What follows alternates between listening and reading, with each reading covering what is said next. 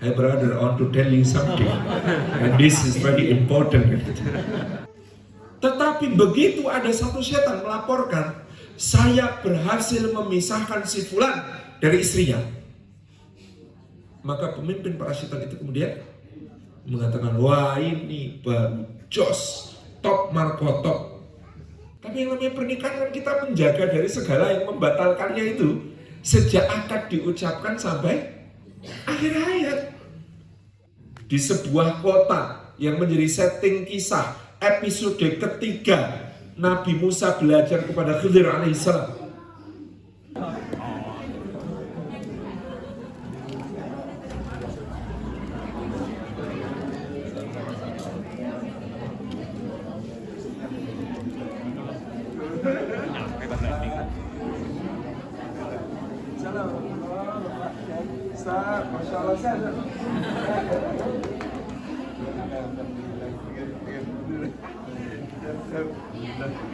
Salim bang, dapat barokah ya. Abang salim bang, dapat barokahnya.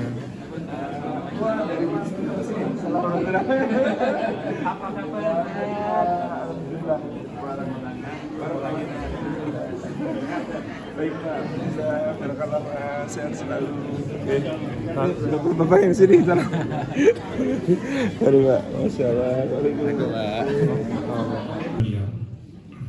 Bapak-bapak, ibu-ibu, keluarga Indonesia yang ada di Doha dan Dukhan, ahlan wa sahlan, selamat datang di kajian kita pagi ini di Al-Dana Conference. Alhamdulillah kita sudah kehadiran Ustaz Salim Billah di tengah kita. Ahlan Ustaz, semoga bisa memberikan barokah dan untuk keluarga Indonesia di Doha. Karena tema kita hari ini sangat spesial, karena sesuatu yang sebenarnya itu adalah sebuah tujuan utama atau goal, tapi banyak terlupakan di tengah-tengah kehidupan yang sangat materialistis. Gitu. Baiklah, untuk keberkahan acara kita, mari kita membuka acara kita ini dengan basmalah. Bismillahirrahmanirrahim. Selanjutnya kita akan membawakan tilawah Al-Quran. Kami sampaikan Ustaz Rahmat, waktu depan kami silakan.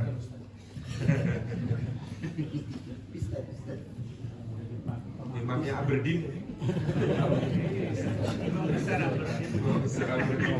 Imam Kabir. Mau dikoreksi Ustaz. Surat At-Tur ayat 21 sampai 28 insyaallah.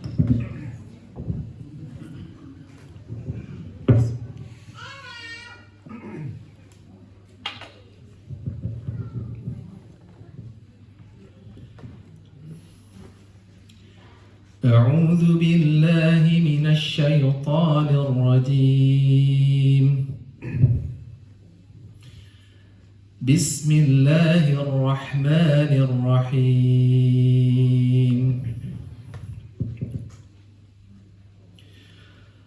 والذين آمنوا واتبعتهم ذريتهم بإيمان ألحقنا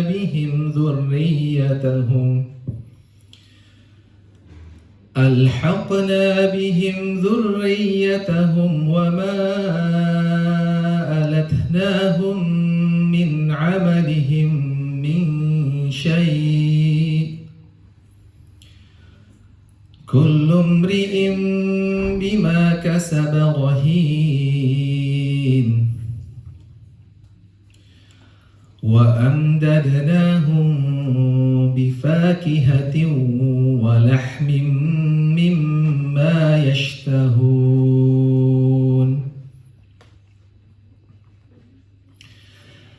يتنازعون فيها كأسا لا لغو فيها ولا تأثيم ويطوف عليهم غلمان لهم كأنهم لؤلؤ مكنون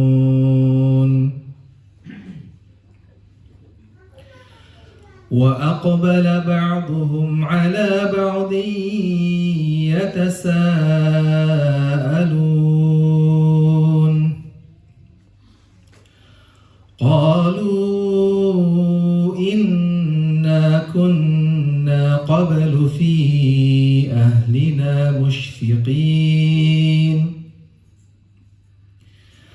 فمن الله علينا ووقانا عذاب السموم إنا كنا من قبل ندعوه إنه هو البر الرحيم صدق الله العظيم.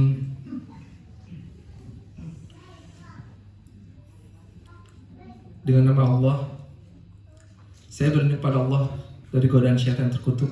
Dengan nama Allah yang Maha Pengasih dan Maha Penyayang. Dan orang-orang yang beriman beserta anak cucu mereka yang mengikuti mereka dalam keimanan, kami pertemukan mereka dengan anak cucu mereka di dalam surga. Dan kami tidak mengurangi sedikit pun pahala amal kebajikan mereka. Setiap orang terkait dengan apa yang dikerjakannya. Dan kami berikan kepada mereka tambahan berupa buah-buahan dan daging dari segala jenis yang mereka ingini. Di dalam surga itu, mereka saling mengulurkan gelas yang isinya tidak menimbulkan ucapan yang tidak berfaedah ataupun perbuatan dosa. Dan di sekitar mereka ada anak-anak muda yang berkeliling untuk melayani mereka seakan-akan mereka itu mutiara yang tersimpan. Dan sebagian mereka berhadap-hadapan satu sama lain, saling bertegur sapa. Mereka berkata, sesungguhnya kami dahulu, sewaktu berada di tengah-tengah keluarga kami merasa takut akan diazab. Maka Allah memberikan karunia kepada kami dan memelihara kami dari azab neraka. Sesungguhnya kami menyembahnya sejak dahulu. Dialah yang maha melimpahkan kebaikan, maha penyayang. Maha benar Allah dengan segala firman-Nya.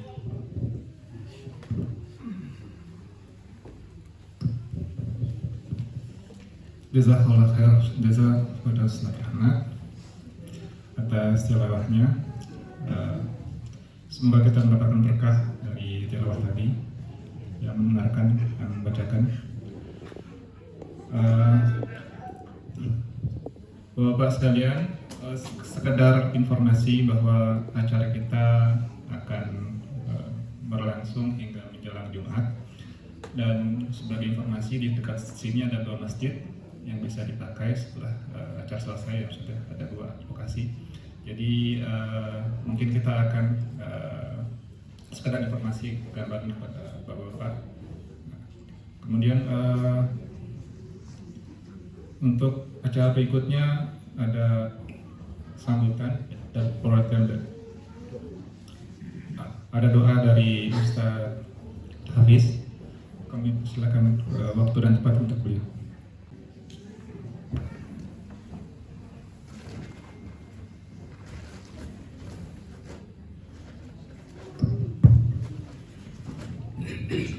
Assalamualaikum warahmatullahi wabarakatuh. Marilah kita sejenak berdoa dan minta kepada Allah Subhanahu wa taala. Karena orang yang berdoa itu tidak ada ruginya ya. Sebagaimana Rasulullah SAW sabdakan bahwa orang yang berdoa itu dia akan dapat salah satu di antara 3. Yang pertama, Allah kabulkan, atau yang kedua, Allah akan tolakkan bala sesuai dengan kekuatan doa. Jika doanya kuat, bala yang akan ditolak juga bala yang kuat gitu ya. Atau yang ketiga, Allah akan simpan yang akan kita temukan nanti di hari kiamat. Ketua panitianya berpesan doanya jangan panjang-panjang.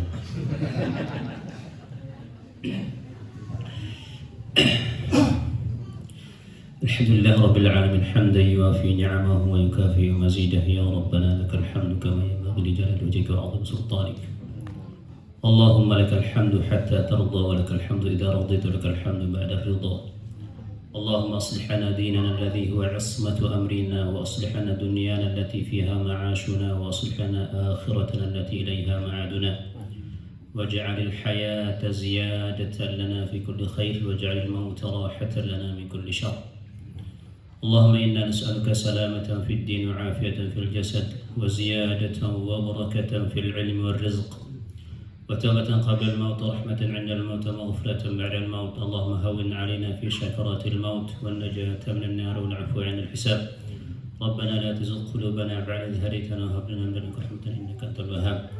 اللهم إنا نسألك الجنة وما قرب إليها من قول وعمل، ونعوذ بك من النار وما قرب إليها من قول وعمل. اللهم إنا نسألك حبك وحب من يحبك، وكل عمل يقربنا إلى حبك. اللهم ألف بين قلوبنا، وأصلح ذات بيننا، واهدنا سبل السلام. اللهم بارك لنا في أسماعنا وأبصارنا وقلوبنا، وبارك لنا في أزواجنا وذرياتنا، وتب علينا إنك أنت التواب الرحيم. اللهم الطف بنا فيما جرت به المقادر، اللهم الطف بنا فيما جرت به المقادر، اللهم الطف بنا فيما جرت به المقادر. اللهم يا معلم آدم علمنا، ويا مفهم إبراهيم وسليمان فهمنا. ربنا آتنا في الدنيا حسنة وفي الآخرة حسنة وقنا عذاب النار. وصلى الله على نبينا محمد وعلى آله وأصحابه وسلم. سبحان ربك رب العزة عما يصفون، وسلام على المرسلين، والحمد لله رب العالمين. الفاتحة.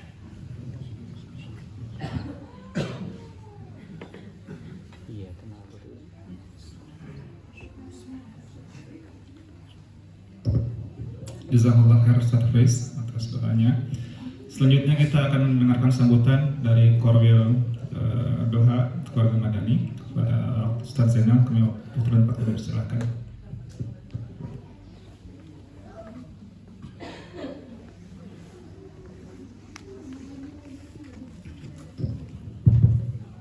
Bismillahirrahmanirrahim. Assalamualaikum warahmatullahi wabarakatuh.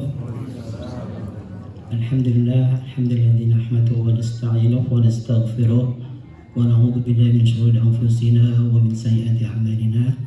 May yahdihillahu fala mudilla lahu wa may yudlil fala hadiya lahu. Asyhadu an la ilaha illallah la syarika lahu wa asyhadu anna Muhammadan abduhu wa rasuluh.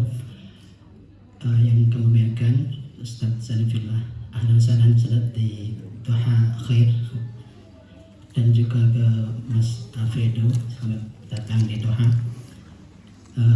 Ikhwati fillah, ini komunitas Madani yang ada di Doha Dukhan. Yang pertama dan paling utama, mari kita panjatkan syukur ya kepada Allah pada pagi hari ini kita diberi kekuatan iman dan Islam sehingga kita bisa mengadakan acara kajian Madani yang insyaallah akan disampaikan oleh Ustaz kita, Ustaz Sanifillah, yang sudah ada bersama kita di Qatar ini. Salawat dan salam semoga selalu dimahkan kepada junjungan kita Nabi besar Muhammad SAW, juga kepada ahli bait beliau, kepada sahabatnya, juga kepada pengikutnya. Kami mewakili Madani Korwil Doha, ya, selamat datang kepada Ustaz, juga kepada para undangan ya, untuk meramaikan kegiatan kita yang diadakan di klub Dana ini, di hostnya. Dan juga kami ucapkan terima kasih kepada panitia yang telah menyiapkan tempat ini, juga suku aruh gitu, kubuh gitu dan sebagainya. Itu orang Jawa yang tahu kan? Kita salim nanti. Kemudian dari kami juga ada rekan kita ya, insya Allah akan pulang ke tanah air. Udah paripurna tugasnya itu beliau Pak Bidin yang di belakang itu, sama Bu Risna. Ya nanti bisa pinjam-pinjam sama beliau. Jadi kita juga akan beliau akan meninggalkan Qatar juga, insya Allah bulan Maret Pak Bidin ya. Ya. Jadi kita sangat kehilangan beliau tentunya ya, karena beliau muassis di sini termasuk penggerak dakwah di sini. Mungkin dari saya nggak cukup ya, karena saya tak yakin antum semua menunggu apa yang ditunggu-tunggu tadi ya. Ada yang jauh-jauh dari Dukhon ya. Ada berapa kilo dari sini, Pak Ino? 80 kilo ya. Ya, kurang lebihnya dari saya minta maaf apabila ada istilahnya kekurangan baik dari moral maupun material, kami mohon maaf. Wassalamualaikum warahmatullahi wabarakatuh.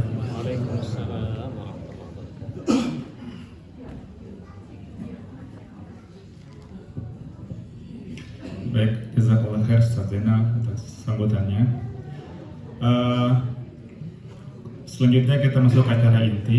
Insya Allah kita nantikan terkait dengan tema kita pagi ini tentang menggapai surga bersama keluarga. Karena inilah sesuatu yang sangat sebenarnya sangat besar ya, sebuah target besar tapi banyak terlupakan karena kita mempunyai 24 jam dalam sehari, 7 hari dalam seminggu, tapi kita mungkin belum mencurahkan segenap waktu kita untuk mencapai apa yang menjadi hadiah terbesar kita, yaitu surga gitu kan. Karena mungkin kita disibukkan dengan banyak hal yang sebenarnya itu adalah hal-hal yang lebih kurang prioritas dibanding apa yang harus kita prioritaskan, itu surga itu. Nah, beliau Ustaz Salim kita kenal kiprahnya di tanah air, di dakwah Islam, di komunitas Islam sebagai sosok yang sangat familiar untuk kita ya, dengan kajian-kajian beliau tentang sirah keislaman, tentang keislaman secara universal, secara khusus, dan beliau insya Allah Ustaz mohon bimbingan Ustaz, kita akan mendapatkan bagaimana cara teknisnya dan apa-apa yang harus kita lakukan agar kita dapat mewujudkan apa yang tadi dibaca oleh Ustaz Rahmat untuk bersama-sama menggapai surga bersama keluarga tercinta kita, terutama orang tua kita, anak-anak cucu kita, dan dengannya kita bisa memotivasi diri kita untuk menempatkan apa yang penting menjadi yang penting, menempatkan apa yang menjadi yang utama sebagai target utama dan tidak terlalaikan oleh hal-hal yang kurang utama, yaitu kehidupan di dunia dan pernak-perniknya. Baiklah, untuk mempersingkat waktu, Ustaz, kami persilakan waktu dan tempat. Mohon arahan, mohon ilmu dari Ustaz untuk kita bisa mendapatkan semua yang terkait. Ustaz.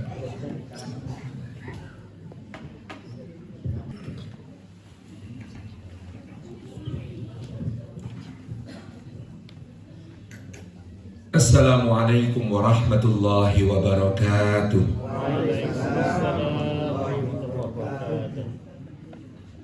Alhamdulillahi haqqa hamdih, alhamdulillahi hamdan katsiran tayyiban mubarakan fih. Nahmaduhu wa nasta'inuhu wa nastaghfiruhu wa nastahdihi wa natubu ilaih. Wa la na'budu illa iyyahu wa natawakkalu alaih. Allahumma fassalli wa sallim wa barik ala sayyidina Muhammad wa ala alihi wa ala ashabihi wa dhurriyyatihi wa man sara ala nahjihi wa sanna bi sunnatihi wa ihtada bi hadihi wa da'a bi da'watihi ila yaumil liqa'i rabbih, amma ba'du. Sadatul fadil hadratan mukarramin yang kami taktimi, para asatidzah, para guru-guru kita di negeri Qatar yang mulia ini, para bapak, ibu, hadirin hadirat, muslimin muslimat, mukminin mukminat, salihin salihat, rahimani rahimakumullah. Puji syukur kehadirat Allah Subhanahu wa taala atas limpahan karunia-Nya kita dihimpun pada pagi hari di hari raya kita ini, di hari Jumat yang penuh keberkahan ini, di dalam majelis ilmu. Maka semoga setiap langkah kita ke tempat ini, tiap tapaknya menggugurkan dosa-dosa kita. Amin. Tiap tapaknya meninggikan derajat kita di sisi Allah Subhanahu wa taala, dan tiap tapaknya menjadi pemudah jalan kita semua menuju ke surga. Juga duduk kita semua semoga termasuk taman di antara taman-taman surga, tempat Allah Subhanahu wa Ta'ala mencurah-curahkan rahmatnya, menaungkan sayap-sayap malaikatnya yang memohonkan ampun untuk kita, menurunkan sakinah ketentraman ke dalam hati kita, dan menyebut-nyebut nama kita semua dengan bangga pada makhluk-makhluk mulia yang ada di sisinya. Amin Allahumma amin. Bapak Ibu hadirin hadirat yang dimuliakan oleh Allah Subhanahu wa Ta'ala, ada satu ayat yang akan menjadi muntolak kita bersama dalam pembahasan kita kali ini. Firman Allah Subhanahu wa Ta'ala, a'udzubillahi minasyaitonirrajim. Bismillahirrahmanirrahim. Ya ayyuhalladzina amanu qu anfusakum wa ahlikum nara waquduhan nas wal hijarah 'alaiha malaikatun ghiladun shidad la ya'suna Allaha ma amarahum wa yaf'aluna ma yu'marun. Sadaqallahul azim. Allah Subhanahu wa Ta'ala berfirman, wahai orang-orang yang beriman, jagalah diri kalian dan keluarga kalian dari api neraka. Yang api neraka itu bahan bakarnya manusia dan batu. Padanya, pada neraka itu ada malaikat-malaikat yang keras, lagi bengis, yang tidak pernah mendurhakai Allah terhadap apa yang diperintahkan kepada mereka, dan mereka itu senantiasa melaksanakan apapun yang dititahkan kepada mereka. Dari ayat ini kita belajar hal terberat, tugas kewajiban terpenting, lebih-lebih bagi kepala keluarga kita semua, Pak, bukan mencari nafkah, bukan bekerja, tetapi ada tugas yang diperintahkan Allah kepada kita, juga kepada baik itu suami maupun para istri, bahkan juga kepada seluruh pribadi, adalah menjaga diri dan keluarga dari api neraka. Dan menjaga diri dan keluarga dari api neraka itu lebih berat daripada memasukkan diri dan keluarga ke dalam surga. Kalau saja Allah Subhanahu wa Ta'ala berfirman, ya ayyuhalladzina amanu adkhilu anfusakum wa ahlikum jannah. Wahai orang-orang yang beriman, masukkan dirimu dan keluargamu ke dalam surga. Itu kayaknya lebih ringan. Tetapi Allah memerintahkan jagalah dirimu dan keluargamu dari api neraka. Kenapa ini lebih berat, Pak? Karena kalau masuk surga itu kan ada 3 skenario. Yang pertama, masuk surga tanpa hisab. Saking besarnya kebaikan seorang hamba sehingga tidak perlu diaudit, tidak perlu diperiksa amal baik maupun buruknya, karena ya sudah, kebaikannya menenggelamkan semua keburukannya, sehingga dia masuk surga tanpa hisab. Mudah-mudahan kita semua termasuk yang demikian. Yang kedua, masuk surga dengan dihisab terlebih dahulu, diperiksa seluruh amalnya, ditampakkan oleh Allah nikmat yang pernah dianugerahkan kepadanya, diperlihatkan kepadanya semua perbuatannya di dunia. Ada amal soleh, ada amal salah, ada pahala, ada dosa. Lalu setelah kemudian ditimbang di yaumul mizan, tampak bahwa kebaikannya lebih besar, pahalanya lebih berat, maka dia masuk surga karena hisab amalnya menunjukkan dia berhak untuk memasuki surga Allah Subhanahu wa taala dengan rahmat Allah pula. Maka ini pun alhamdulillah, dan mudah-mudahan paling tidak, setidak-tidaknya kita termasuk yang demikian.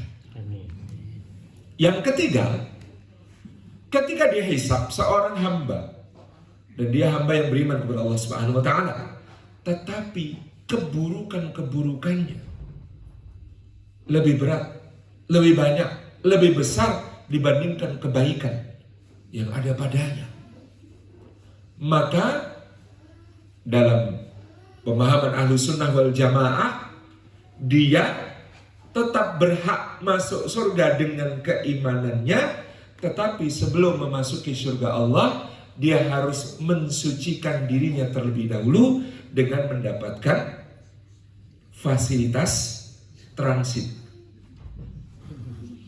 Transitnya, na'udzubillahi min dzalik, di dalam siksaan Allah Subhanahu wa taala di api neraka. Setelah dosa-dosanya tertebus, bersih, dan dia tidak dizalimi sedikit pun oleh Allah Subhanahu wa taala, maka baru kemudian diangkat dia untuk memasuki surganya Allah Subhanahu wa taala. Kalau guru saya dulu, Allahyarham Kiai Mu'tamid Khalil, kalau menerangkan itu kadang agak humoris, jadi beliau mengatakan ya sudah agak gosong-gosong kemripi begitu. Itu baru kemudian dimasukkan ke dalam surga. Nah, yang ketiga ini tidak termasuk di dalam kalimat ku anfusakum wa ahlikum nar, tetapi termasuk kalau dikatakan masuklah ke dalam surga. Maka menjaga diri dari api neraka itu lebih berat daripada masuk ke dalam surga. Sehingga ketika Allah Subhanahu wa taala berfirman, ya ayyuhalladzina amanu qu anfusakum wa ahlikum nara, itu boleh diterjemahkan sebagai wahai orang-orang yang beriman, masukkan dirimu dan keluargamu ke dalam surga tanpa hisab, atau kalau dengan hisab pastikan amal solehnya lebih banyak, pahalanya lebih besar. Kan begitu pemahamannya. Sehingga di dalam doa-doa kita biasanya diajarkan kepada kita yang lebih sering harus dibaca adalah waqina adzabannar, dan jagalah kami dari api neraka. Karena kalau masukkan ke dalam surga itu masih ada peluang transit tadi. Tetapi kalau jagalah kami dari api neraka, berarti masuk surga tanpa transit. Sehingga tema kita hari ini, meraih surga bersama keluarga, harus ditambahi meraih surga dan menjaga dari api neraka. Karena kalau meraih surga saja masih ada kemungkinan ketiga yang na'udzubillahi min dzalik, pasti itu sesuatu yang sangat berat.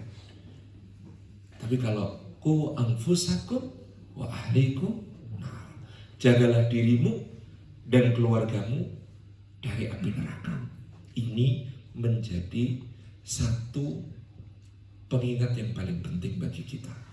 Betapa tugas kita di dunia ini adalah untuk wiqayah, penjagaan bersama diri kita dan keluarga kita dari api neraka. Maka Bapak Ibu yang dirahmati oleh Allah Subhanahu wa taala, di antara kebaikan ketika kita terjaga dari api neraka adalah seperti tadi yang dibacakan oleh Ustaz Rahmat. Dalam konteks yang besar, maka Allah memberikan hak sambung sinambungnya keluarga kita terhimpun di dalam surga. Walladzina amanu wa taba'athum dzurriyyatuhum biiman alhaqna bihim dzurriyyatahum. Dan orang-orang yang beriman, lalu anak cucu mereka, dzurriyyahnya itu mengikuti di dalam keimanan yang sama dengan keimanan orang tuanya ini, alhaqna bihim dzurriyyatahum, maka akan kami himpunkan mereka semua beserta seluruh garis keturunannya ke atas maupun ke bawah. Karena kata dzurriyyah yang kedua itu bermakna lebih luas daripada yang pertama. Kalau dzurriyyah yang pertama maknanya adalah keturunan ke bawah, tetapi dzurriyyah yang kedua terhimpunnya itu bersama seluruh keturunannya ke atas maupun ke bawah. Karena kata dzurriyyah tidak hanya bermakna ke bawah, ada dzurriyyah dalam makna keturunan garis ke atas. Misalnya firman Allah Subhanahu wa taala, "Anna hamala dzurriyyatahum fil fulkil mashhun." Di dalam surah Yasin itu menunjukkan dzurriyyah itu juga dulu leluhur kita. Sehingga kata dzurriyyah yang kedua ini dimaknai oleh para mufassir sebagai keturunan ke atas, garis keturunan ke atas maupun ke bawah, sambung sinambung. Al-Imam Ibnu Katsir ketika mengutip Sayyidina Abdullah ibni Abbas radhiyallahu anhuma, turjumanul Quran yang digelari sebagai sang pentafsir Al-Quran, yang tafsirnya dianggap sebagai yang paling otoritatif karena atas doa Rasulullah sallallahu alaihi wa alihi wasallam, Allahumma faqihhu fid din wa alimhu ta'wil, doa untuk Abdullah bin Abbas radhiyallahu anhu. Maka dan ketika itu Ibnu Abbas mengatakan, dihimpunkan itu di mana? Alhaqna bihim dzurriyyatahum, kami himpunkan mereka beserta seluruh garis keturunan di surga yang sama. Bagian beriman di surga yang sama. Di surga yang sama itu apakah di rata-rata pencapaiannya? Tidak. Diangkat ke derajat tertinggi yang diraih oleh garis keturunan tersebut. Dan Allah Subhanahu wa taala memberikan kabar gembira yang unitnya lebih kecil. Kalau ini garis keturunan, maka dalam unit yang lebih kecil Allah misalnya mengatakan jannatu adni yadkhulunaha wa man salaha min abaihim wa azwajihim wa dzurriyyatihim, yaitu surga Aden yang akan mereka masuki bersama dengan orang-orang saleh yang berbuat kebaikan dari bapak-bapak mereka, orang tua mereka, dan pasangan-pasangan mereka, dan anak cucu mereka. Jadi memang ada kalimat yang umum untuk seluruh keluarga besar, garis keturunan. Ada yang lebih intim lagi, lebih dekat lagi ikatannya, keluarga inti, dan bahkan ada yang lebih romantis lagi karena Allah Subhanahu wa taala menyambut ahli surga itu bersama pasangannya. Udkhulul jannata antum wa azwajukum tuhbarun. Masuklah ke dalam surga, kamu dan pasanganmu digembirakan, dibahagiakan oleh Allah Subhanahu wa taala. Ini menunjukkan bahwa sejatinya setiap orang ketika dia mencita-citakan surga, maka pastilah pula dia mencita-citakan untuk di surga nanti bersama dengan orang-orang yang dicintainya, bersama dengan orang-orang yang disayanginya. Dalam satu hadis Nabi SAW bersabda, seorang hamba yang sudah dimasukkan ke dalam surganya Allah Subhanahu wa taala. Lalu dia bertanya, "Ya Rabbi, di manakah bapakku? Di manakah pasanganku? Di manakah anak-anakku?" Lalu malaikat memberitahukan kepadanya, sesungguhnya orang-orang yang engkau sebutkan itu derajat amal solehnya tidak seperti apa yang telah engkau raih, sehingga kedudukan mereka di akhirat tidak seperti apa yang engkau dapatkan. Maka hamba ini berkata, "Ya Rabbi, sesungguhnya engkau maha tahu bahwa dahulu di dunia ketika aku beramal, Aku beramal bukan hanya untuk diriku sendiri, tetapi juga untuk orang tuaku, untuk pasanganku, untuk anak-anakku. Maka Rabb kita Jalla wa'ala berfirman, himpunkan semua orang yang disebutkannya itu untuk berada bersama-sama dengan dia di surga yang sama. Sehingga dari sini kita tahu sesungguhnya seorang laki-laki yang salih juga bisa memberikan syafaat bagi keluarganya. Seorang anggota keluarga yang saleh bisa memberikan syafaat bagi anggota keluarga yang lain untuk bersama-sama berada di dalam surga yang sama. Syarat dan ketentuan berlaku. Maka saya juga pernah agak terkejut kajian seperti ini di sebuah negara, bukan di Indonesia dan bukan di Qatar. Disclaimer-nya bukan di Indonesia dan bukan di Qatar.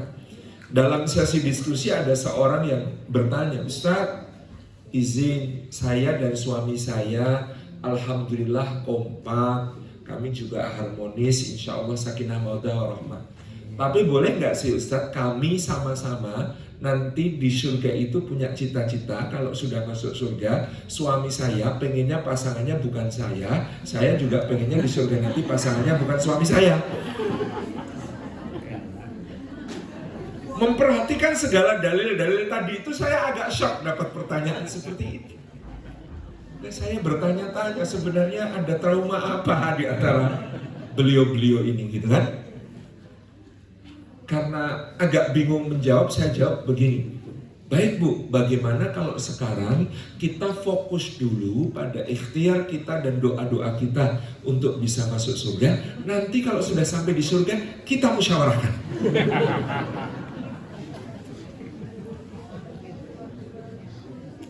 Karena ini agak tidak sejalan dengan apa-apa yang tadi. Pastinya ya, orang kalau di dunia merasakan kebahagiaan bersama dengan orang-orang disayang, yang dicintai, pastinya akan merasakan keinginan yang sama untuk nanti di surga menikmati kebahagiaan, nikmat-nikmat Allah, menikmati segala karunia yang ada di sisi Allah itu bersama dengan orang-orang yang dicintai. Ini yang kemudian kita pahami. Jadi tema hari ini luar biasa karena kita merasakan keadaan dunia hari ini tentang keluarga tidak baik-baik saja. Keadaan dunia di hari ini tentang keluarga tidak baik-baik saja, dan itu sebenarnya ancaman bagi seluruh umat manusia. Fertility rate atau birth rate di seluruh dunia itu sedang turun. Bapak Ibu yang dirahmati Allah. Dalam 1 tahun kemarin, penduduk Jepang itu berkurang 870.000 jiwa. Bukan bertambah, berkurang. Dan sekarang jumlah orang berusia 65 tahun ke atas itu sudah hampir 3 kali lipat dari jumlah orang berusia 0 sampai 15 tahun. Anda bisa bayangkan, kondisi ini sangat mengkhawatirkan. Sekolah-sekolah tutup. Dengan sekolah tutup ada begitu banyak dampak yang ada di sekitar. Desa-desa kosong, rumah-rumah dijual dengan harga sangat murah. Tapi itu baru yang tampak sekarang. Kita tahu ke depan akan menjadi masalah yang sangat besar. Orang semakin enggan menikah, yang menikah enggan punya anak, gitu kan? Kata mereka, buat apa punya anak kalau nanti kalau mereka besar ngirim kami ke panti jompo. Anjing jauh lebih setia daripada anak. Mereka menemani kami sampai mati. Karena itu filmnya Hachiko. Korea Selatan, piramida penduduknya lebih mengkhawatirkan lagi, bentuknya persis seperti nisan. Dan itu juga melanda sebenarnya berbagai negara di Eropa. Untuk satu peradaban bertahan, teorinya Pak, Satu peradaban itu untuk bertahan, teorinya birth rate-nya itu harus 2,3. Artinya setiap perempuan minimal melahirkan 2,3 anak. Dalam 10 keluarga ada 23 anak. Tapi Spanyol tinggal 1,2, Inggris tinggal 1,4, Jerman tinggal 1,3, Prancis tinggal 1,3. Mereka tertolong, sebenarnya sangat tertolong dengan kedatangan imigran yang akan kemudian tetap mempertahankan angkatan kerjanya tumbuh, masih ada yang kemudian bertambah penduduknya. Pada satu sisi kita mensyukuri itu, karena nantinya kita akan melihat bahwa mungkin 20 tahun lagi di Inggris, orang yang bicara British English, Pak Rahmat tahu banget gitu ya, itu semakin sedikit. Yang ngomongnya Harry Potter drinking water gitu, itu semakin sedikit. Yang banyak yang bicaranya, hey brother, I want to tell you something, and this is very important. Dalam 20 tahun lagi wajah orang Jerman itu semakin sedikit yang seperti Olaf Scholz, lebih banyak yang seperti Mesut Ozil. Dalam 20 tahun lagi orang Prancis yang seperti Emmanuel Macron makin sedikit, yang banyak Karim Benzema. Di satu sisi itu kesyukuran kita, tetapi di sisi lain kita punya kekhawatiran lain. Bahkan generasi Muslim yang berimigrasi ke Eropa, ke Amerika Serikat, ke berbagai negeri, generasi kedua, generasi ketiga, kita khawatir tidak hidupnya tarbiyah di dalam keluarga juga akan menjadi masalah yang justru lebih kompleks. Indonesia bagaimana? Indonesia itu juga mengkhawatirkan karena kita sekarang birth rate-nya tinggal 2,1. Jadi kata Prof. Renal Kasali, kita bonus demografinya itu sudah lewat. Anda perhatikan, kata beliau, di kota-kota besar mulai, bahkan juga di desa-desa, SD itu semakin kekurangan murid. Dan itu gejala yang tidak baik-baik saja. Apalagi sekarang anak-anak muda kita, married is scary, insecure, trust isu tentang pernikahan. Aduh, yang spek kayak bidadari aja diselingkuhin. Lah aku gimana? Coba bayangkan, Pak. Jadi tantangan kami dai-dai di Indonesia saja soal keluarga ini tidak mudah. Oleh karena itu saya dengan Mas Alfred dengan tim kita meng-create acara yang kemudian kita safarikan ke kota-kota, judulnya Bahagia Merayakan Cinta, untuk kemudian menyemangati kembali orang berkeluarga, mengikhtiarkan yang terbaik untuk keluarga, memberikan upaya penjagaan dan pengarus utamaan keluarga. Jadi ketika peradaban barat memiliki madhab gender mainstreaming, pengarus utamaan gender, kita sebenarnya punya tugas besar untuk family mainstreaming, mengarus utamakan keluarga sebagai satu unit peradaban yang bisa menjaga dengan kokoh generasi penerus kita, demi juga mewujudkan apa yang menjadi janji Allah Subhanahu wa taala dalam suratul Anbiya. A'udzubillahi minasyaitonir rajim. Wa laqad katabna fiz zaburi min ba'di dzikri annal arda yarithuha ibadiyas salihun. Sungguh telah kami tulis di dalam Zabur, sebada termaktub dalam Al-Quran Karim ini pula, bahwasanya bumi ini akan diwarisi oleh hamba-hamba kami yang soleh. Maka ketika kita bicara tentang meraih surga bersama keluarga, itu bukan cuma misi ibadah, tapi juga misi menjadi khalifah di bumi. Bagaimana mengisi bumi ini dengan keluarga-keluarga berkualitas yang akan mampu memikul tugas-tugas peradaban. Jadi kita bicara seakan-akan perkara sederhana, keluarga begitu ya. Tetapi dia sebenarnya kita bicara tentang peradaban. Bukan cuma soal nanti masuk surga bersama-sama, itu yang terpenting, di atas yang penting. Tapi juga di dunia bagaimana keluarga yang surga sebelum surga, sehingga dia bisa kemudian menanggung, memikul tugas-tugas peradabannya.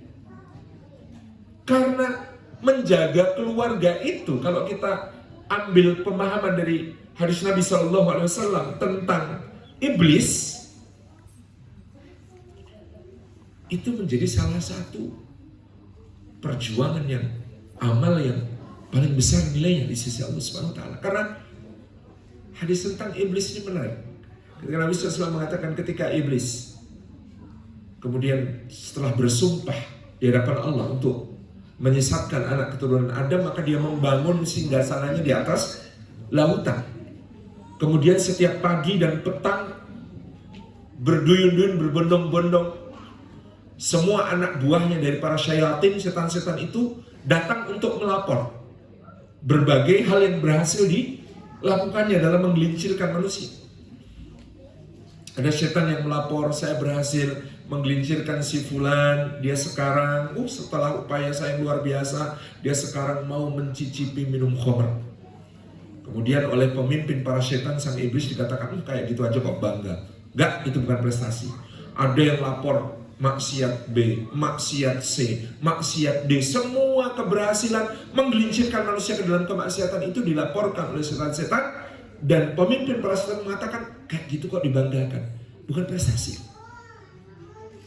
Tetapi begitu ada satu setan melaporkan, saya berhasil memisahkan si fulan dari istrinya, maka pemimpin para setan itu kemudian mengatakan, wah ini baru jos, top markotop, prestasi keren. Satu-satunya prestasi yang diapresiasi oleh sang pemimpin para setan itu adalah merusak keluarga, menghancurkan ikatan rumah tangga. Pertanyaannya, kenapa? Penjelasan para ulama, karena dosa-dosa yang lain yang dilaporkan oleh setan-setan yang lain itu, kalau malamnya pelakunya itu nyesel, netes air mata, lalu bertobat, istighfar, mohon ampun sama Allah, bersih dia, diampuni semua dosa oleh Allah Subhanahu wa taala, bahkan diangkat derajatnya oleh Allah ke kedudukan yang bahkan lebih tinggi daripada orang yang nggak pernah dosa. Jadi segala ikhtiarnya, perjuangannya setan untuk menggelincirkannya mungkin dalam beberapa hari, dalam beberapa pekan, mungkin dalam beberapa bulan, itu menjadi sia-sia. Maka berbahagialah orang yang memperbanyak istighfar, banyak bertobat, banyak mohon ampun. Karena Anda banyak membuat setan gigi jari, membuat banyak setan kecewa, membuat banyak setan itu merasa useless. Meskipun dulu bercandaannya kami kalau di pondok ngerjain setan. Gimana Bu caranya ngerjain setan? Berdasarkan hadis, kalau kamu makan, kamu membaca nama Allah, bismillah, setan tidak bisa ikut makan. Tapi kalau kamu nggak baca bismillah, setan mendapatkan bagian dari makanannya. Maka kami biasanya masak sambal terong pedes sepedes-pedesnya, pakai nasi putih menul-menul, menyiapkan tombo pedesnya itu dari kerak nasi, diguyur air panas, ditunggu hangat. Itu obat untuk kepedesan yang paling mujarab. Lalu kami makan bareng-bareng, syaratnya ayo yang ikut makan nggak boleh baca basmalah. Lalu makan, kan setannya ikut gitu. Karena nggak baca basmalah. Begitu selesai makan, minum wajib baca basmalah. Bismillah, minum. Ini tadi kenapa toh? Kan saya waktu itu junior nggak ngerti gitu ya, diajak senior cuma begitu. Kita ngerjain setan. Lu kok iso? Lah tadi ikut makan kepedesan tapi nggak bisa ikut minum. Nah itu cara berpikir memahami hadis secara usil itu ya begitu. Kreatif. Jadi ini ngerjain setan itu dengan memperbanyak istighfar, memperbanyak mohon ampun. Tetapi ketika rumah tangga itu retak, rumah tangga itu bermasalah, pecah, itu untuk mengembalikan seperti semula tidak semudah hanya dengan beristighfar dan memohon ampun tadi. Allah Maha Pengampun, tapi pasangan memaafkan saja, ya tidak akan melupakan. Rasa saling percaya dalam kehidupan rumah tangga itu kayak botol, kalau retak, pecah, mau diperbaiki kayak apapun kan retak-retaknya tetap kelihatan. Sehingga tadi ini dianggap prestasi sama setan. Karena begitu rumah tangga itu rusak, keluarga ini sebagai institusi peradaban hancur, maka pintu-pintu maksiat itu terbukanya lebar. Baik bagi jandanya, dudanya, lebih-lebih bagi anak-anaknya. Maka dari itu, ketika kita mengkaji tentang bagaimana menjaga keluarga kita, dunia dan akhirat, sebenarnya kita belajar tentang satu hal yang sangat penting, tentang sebuah ibadah yang paling panjang. Ada seorang guru yang mengatakan, bukan saat ibadah paling panjang itu bukan pernikahan, tapi menuntut ilmu. Karena menuntut ilmu dari boyan sejak liang lahat. Tapi menuntut ilmu itu kan bisa nyambung putus, tidak masalah. Tapi yang ibadah yang harus dijaga dari segala yang membatalkannya, yang paling panjang, itu pernikahan. Kalau sholat, dari salam sampai takbir, tahan, jangan melakukan hal yang membatalkan sholat. Kalau puasa, dari terbit fajar sampai terbenam matahari. Meskipun kalau di Skorman bisa panjang juga, tapi tetap nggak lebih dari 23 jam gitu. Haji atau umroh, dari sejak ambil mikot berikhram sampai tahallul. Sekarang umroh cepat banget karena pakai kereta cepat, langsung gitu ya, dan kemudian hanya beberapa jam saja. Haji beberapa hari saja. Tapi yang namanya pernikahan, kita menjaga dari segala yang membatalkannya itu sejak akad diucapkan sampai akhir hayat, paling panjang. Nah, kalau menuntut ilmu kan ini ke toilet nggak apa-apa, balik sini. Nggak, hari ini kita tutup, selesai, besok ada pengajian lagi kan nggak masalah. Tapi pernikahan nggak bisa seperti itu. Menjaga dari segala yang membatalkannya sejak akad terucap sampai kelak menghadap Allah Subhanahu wa ta'ala. Nah, maka dari itu, dari muqaddimah ini kita masuk ke materi bagaimana cara meraih surga sekeluarga. Bagaimana ikhtiar kita menjaga diri dan keluarga dari api neraka. Muqaddimah itu boleh lebih panjang daripada isinya. Kitab Muqaddimahnya Ibnu Khaldun itu ada isinya. Nah, Bapak Ibu yang dirahmati Allah Subhanahu wa ta'ala, maka dari ayat yang dibaca Ustaz Rahmat tadi, apa yang pertama-tama menjadi tali pengikat sambung sinambungnya kita bersama seluruh keluarga kita supaya bisa meraih surga Allah dan menghindar dari api neraka secara keseluruhan. Yang pertama adalah saling mendoakan. Tali pengikat yang sangat kuat di dalam keluarga kita adalah bagaimana kita satu sama lain senantiasa saling mendoakan. Suami mendoakan istri, istri mendoakan suami, orang tua mendoakan anak, anak mendoakan orang tua. Ini kebiasaan yang sejak awal harus kita tanamkan. Anak-anak saya sejak kecil sudah tetap saya talafut untuk mengajari mereka berdoa, Rabbana hab lana min azwajina wa dzurriyyatina qurrata a'yun waj'alna lil muttaqina imama. Padahal belum punya istri, belum punya anak, tapi penting mereka berdoa sejak kecil tentang itu. Penting mereka kita tanamkan untuk menjadikan doa ini sebagai pengikat paling utama dalam keluarga kita.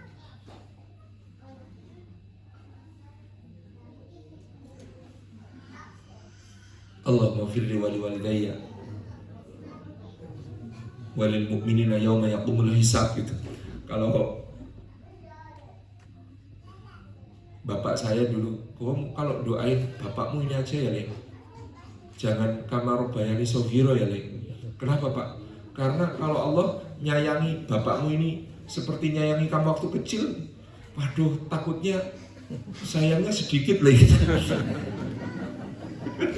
Kata bapak saya begitu. Jadi kamu kalau doakan itu kayak doain Nabi Ibrahim aja gitu. Rabbi firli wali walidayya walil mu'minina yawma yaqumul hisab. Enggak, tentu berdoa Rabbi firli wali walidayya warhamhuma kama rabbayani shaghira juga sangat baik, nggak apa-apa. Cuman ini guyonannya bapak saya itu, kalau Allah menyayangi kami kayak menyayangi kamu waktu kecil, waduh Lek, kadang-kadang aku jewer kamu juga Lek. Nanti kami dijewer sama Allah gimana gitu. Jadi Masya Allah, tabarakallah. Tapi iklim saling mendoakan yang tidak putus-putus ini menjadi sangat penting bagi kita di dalam keluarga kita untuk kemudian kita hidup-hidupkan doanya. Karena salah satu doa terindah yang Allah Subhanahu wa taala ajarkan melalui para ibadur rahman dalam suratul Furqan ini dari sisi redaksi saja indah sekali, Pak. Rabbana, duhai Rabb kami, hablana, anugerahkanlah kepada kami min azwajina, dari pasangan-pasangan kami, wa dzurriyyatina, dan anak keturunan kami, mereka semua qurrata a'yun, menjadi penyejuk mata bagi kami. Kalau sudah menyejukkan mata, sebelumnya sudah menyejukkan hati. Kata qurratu a'yun itu di dalam keluarga, kata guru saya Allahu yarham Haji Mu'tamid Khalil, itu seperti kata khusyuk dalam sholat. Jadi kalau kita mengatakan khusyuk tentang sholat, itu kan sholat yang paripurna. Berarti sudah tidak perlu disebutkan bahwa thaharahnya sempurna, bahwa suci badan, pakaian dan tempat, suci hadas dan suci dari najis, bahwa sudah menutup aurat dengan baik, bahwa sudah menghadap kiblat, bahwa bertakbiratul ihram dengan sempurna mengagungkan Allah, bahwa menghayati bacaannya sejak doa iftitah, bahwa dalam suratul Fatihah menyadari bahwa sedang berdialog dengan Allah Subhanahu wa taala, membaca surat dengan memohon keridhaan Allah, rukuk dengan bertasbih memuji Allah Subhanahu wa taala dan mengagungkannya, iktidal dengan berdoa, sujud dengan kehambaan yang sedalam-dalamnya, seterusnya tumakninah di setiap gerakannya sampai akhir dia kemudian salam. Itu kan disebut sholat khusyuk. Itu dengan semua hal tadi. Sama kata beliau, menyebut keluarga kok qurratu a'yun, itu berarti menyejukkan mata dengan apa yang ada dalam hatinya, dengan apa yang ada dalam amalnya, dengan apa yang ada dalam akhlaknya. Semua disebut sebagai qurratu a'yun. Maka qurratu a'yun itu ya ruhnya, ya hatinya tunduk kepada Allah Subhanahu wa taala,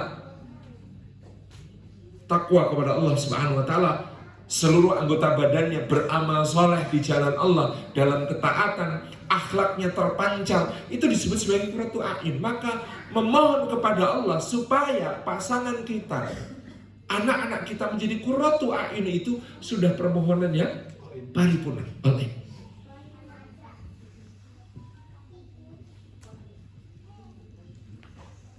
Ini doa yang luar biasa tadi. Kalau rajin-rajin Pak membaca doa qurratu a'yun ini, memandang istri, insya Allah tidak cuma tampak wujud duniawinya, tampak bayang-bayang surgawinya. Karena kita ini zaman bahaya, di mana-mana kan fitnah laki-laki itu. Konon kan kalau nangis, ya kata Syekh Ait Al-Qarni, laki-laki kalau menangis itu biasanya yang tangannya itu refleksnya nutupin mata. Kalau perempuan nangis, tangannya refleks nutupin mulut gitu. Itu ibu-ibu, bapak-bapak itu gini guys. Kata beliau, karena seakan-akan Allah hendak menunjukkan di titik mana paling banyak dosanya. Ya kalau ibu-ibu, bapak-bapak gini guys. Seakan-akan Allah hendak menunjukkan di titik mana paling banyak dosanya.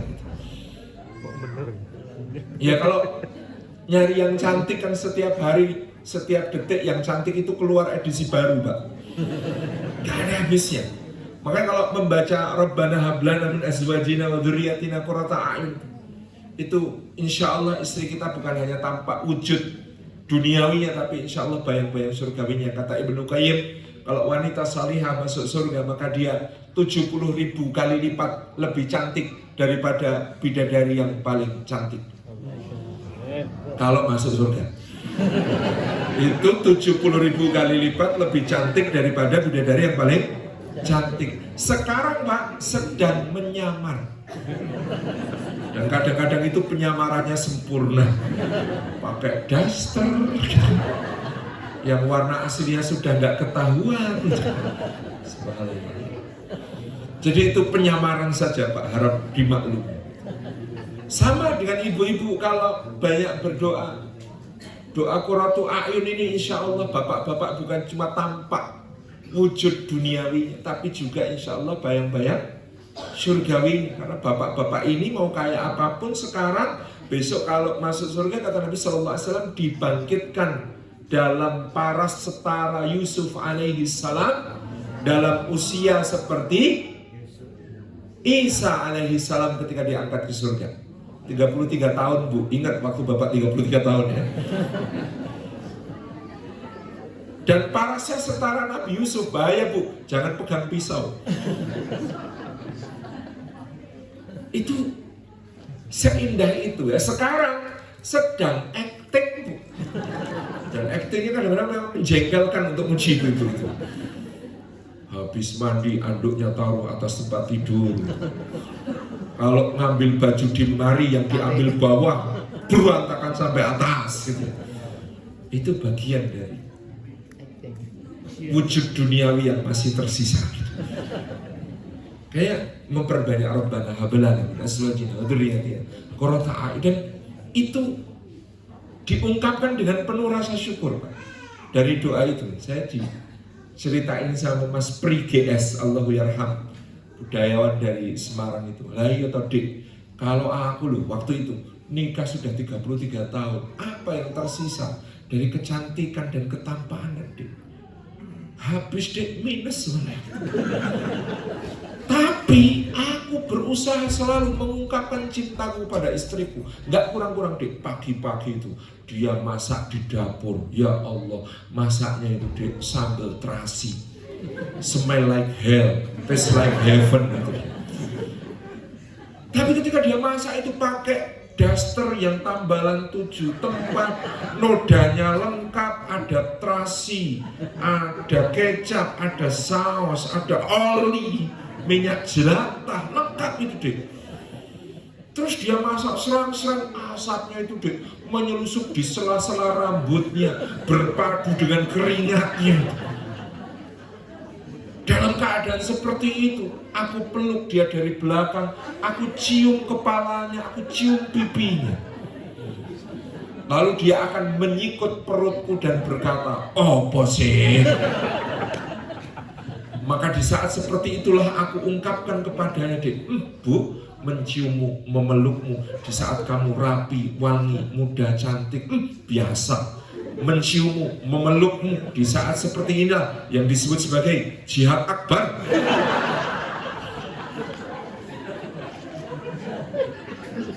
Jadi itu ya memang kan kita semua pasti akan melewati semua bagian dari, mungkin ya akan melewati bagian dari perjalanan hidup yang seperti itu. Sekarang masih kalau tidur baunya itu yasmin gitu ya, baunya itu wangi, flora begitu kan, lavender gitu. Akan tiba masanya tidur bareng itu yang tercium minyak angin, minyak kapak, minyak telon, minyak apa lagi itu, minyak tawon, minyak koyok, Masya Allah.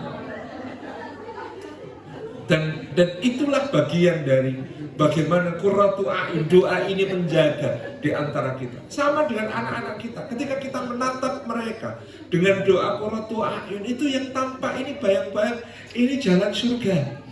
Ini jalan surga. Sehingga semenjengkelkan apapun anak-anak kita hari ini, jangan pernah terlontar kalimat yang buruk, tetapi upayakan itu doa yang keluar, doa yang baik.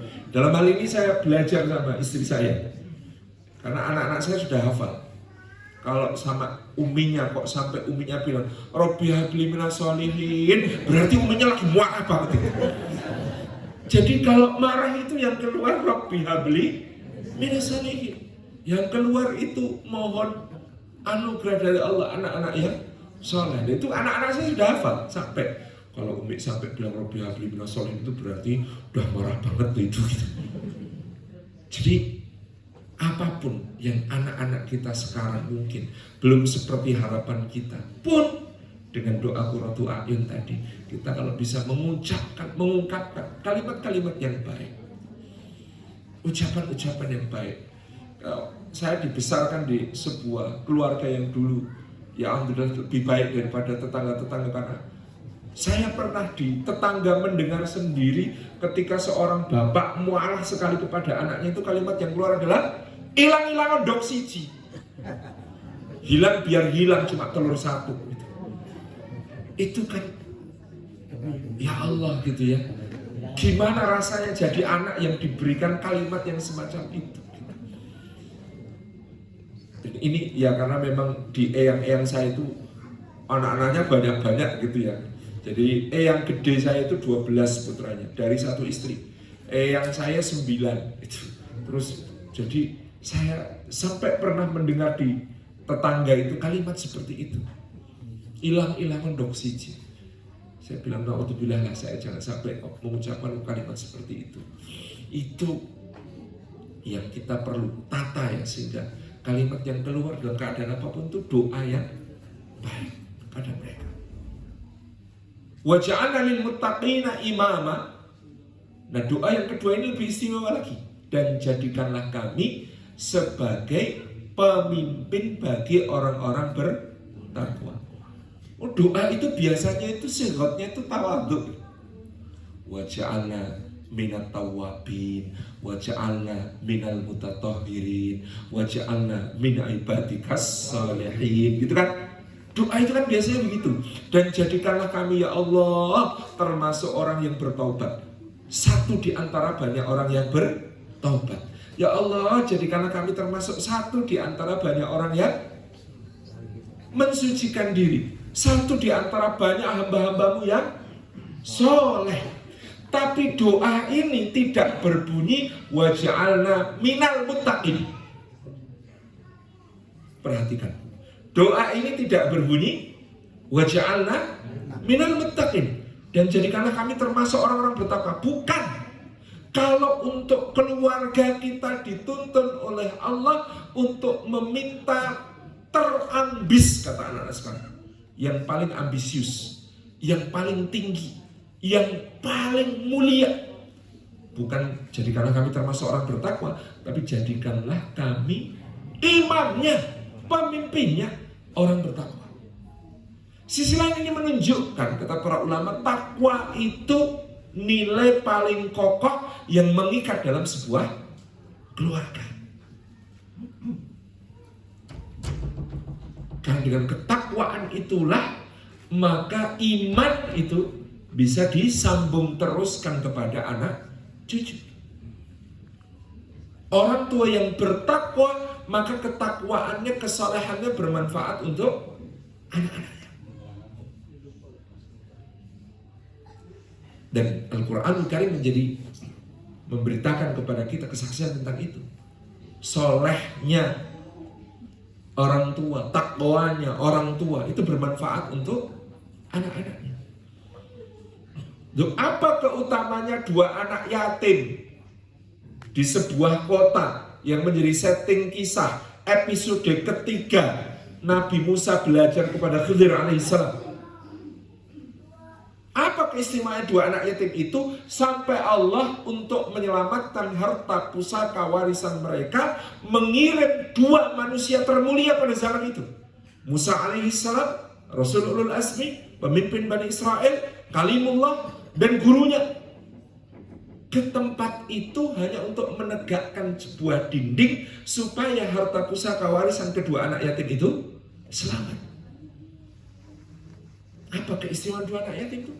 Wa kana abuhuma sholihan. Karena bapak mereka berdua dulunya adalah orang saleh. Dalam tafsir disebutkan bahwa itu bukan bapak langsung, tapi kakek ketujuh. Jadi kesolehan, ketakwaan kakek ketujuh masih bisa menjadi manfaat dari dia untuk keturunannya. Gus Yahya, ketua umum PBNU itu kemarin cerita, saya pas lebaran sowan ke salah satu balik itu adiknya atau kakek atau nenek gitu, di Magelang. Oh, saya itu sudah pernah jadi juru bicara presiden, sudah pernah, nah sekarang jadi ketua umum PBNU. Sowan sama balik itu, beliau itu ngeliatin saya itu dengan pandangan yang sangat menghina. Terus saya sungkemi, saya tanya, kayak mau potong bawa le meresani ulo ngelihat ke arah saya kok begitu. Lah iya, kamu itu kalau simbah-simbahmu dulu tidak tirakat, jadi apa kamu? Jadi kamu sekarang bisa seperti ini bukan kamu, ini doanya simbah-simbahmu. Kamu mondok ambiar, kuliah bubar kok. Iya juga ya kata. Jadi itu barokahnya doanya simbah-simbah kita kata. Jadi kesolehan yang dulu leluhur kita itu bermanfaat sampai kita, jangan sampai putus ya di tangan kita, yang kemudian tidak berlanjut ke anak keturunan kita. Nanti takutnya sama kayak orang kaya 7 turunan, Pak. Jadi ada orang ngaku, saya ini dari keluarga kaya 7 turunan. Loh kok bapak miskin? Saya keturunan ke-8. Bahaya kalau terputus gitu ya. Jadi kalau terputus itu bahaya. Jadi jangan terputus di tangan kita untuk melanjutkan kesolehan-kesolehan tersebut. Nah, ini doa ini menjadi tadi hal yang penting. Dan takwa itu sebagai sebuah nilai yang paling mengikat dalam keluarga, tentu dalam beberapa bentuk, karena kata takwa itu kan luas. Bagaimana menjalankan perintah Allah, menjauhi larangannya, bagaimana bermuraqabah, selalu merasa diawasi oleh Allah Subhanahu wa taala, bagaimana berhati-hati. Karena salah satu makna takwa yang paling mendasar itu hati-hati. Wa man taqasyubuhat, barang siapa berhati-hati terhadap yang syubhat misalnya. Itu makna takwa. Itu kepada keluarga kita.